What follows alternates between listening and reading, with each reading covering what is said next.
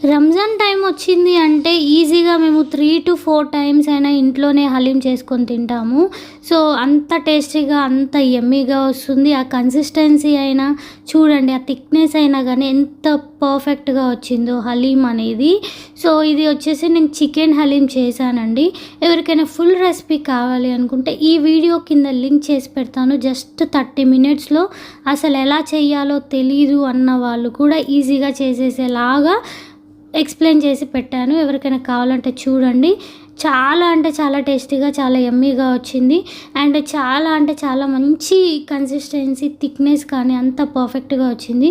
So, అందుకే నేను every year Ramzan టైంలో ఒక 3-4 టైమ్స్ అయినా హలీం అనేది చేస్తూ ఉంటాను. చికెన్ హలీం అయినా, మటన్ హలీం అయినా. సో, మీకు చికెన్ హలీం ఇష్టమా? మటన్ హలీం ఇష్టమా? మీలో ఎంతమంది హలీం లవర్స్ ఉన్నారో కింద కామెంట్ బాక్స్‌లో కామెంట్ చేయండి.